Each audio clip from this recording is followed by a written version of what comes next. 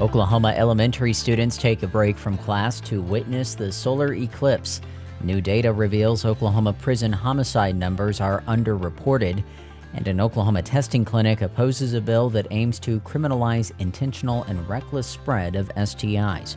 This is the KGOU AM News Brief for Tuesday, April 9th. I'm Nick Daniels. Well, yesterday's solar eclipse was certainly a unique experience for Oklahomans young and old.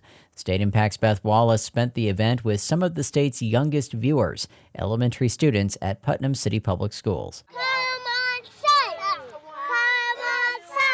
They may not be quite in the path of totality, but pre-K through 5th graders at Putnam City's Two Lakes Elementary School are still excited to experience 94% totality at the solar eclipse. The moon getting in front of the sun is going to be less daylight today.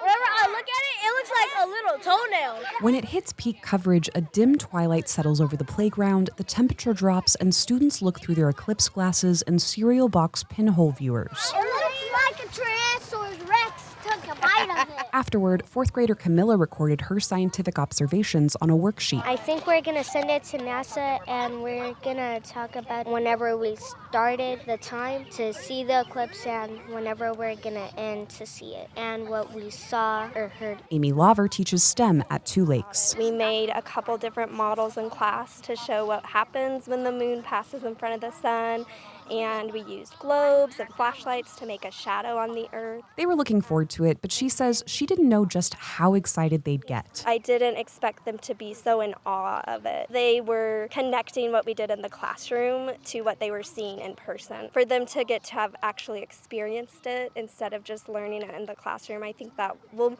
make it stick with them for life. As the temperature starts to climb and a circular rainbow appears in the sky, the little scientists file back into their classrooms, breathlessly reliving their experience of the cosmos. For State Impact, I'm Beth Wallace. Oklahoma's District Attorney's Council previously reported 14 inmate homicides from 2019 to 2023.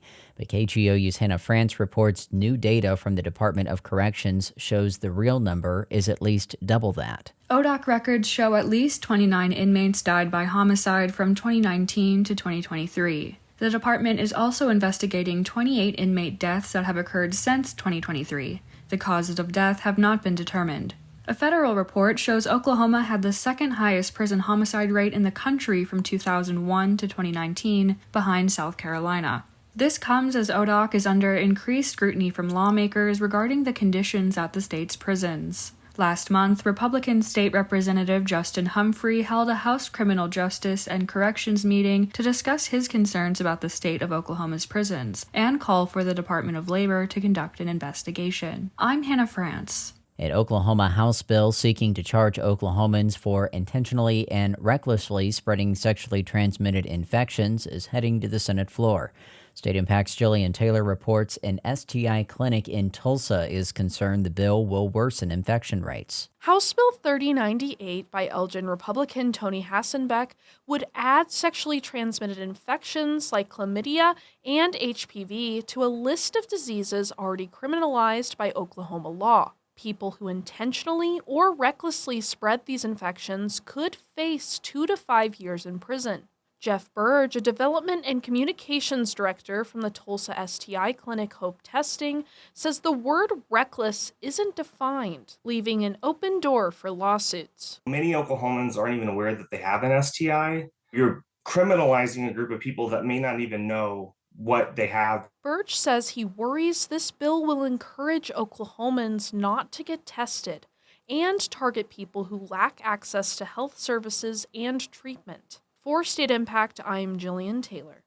You'll find more news at our website, kgou.org, and on the KGOU PM News Brief podcast. At a time when information continues to come at us faster and faster, sometimes you need to hit pause and rewind.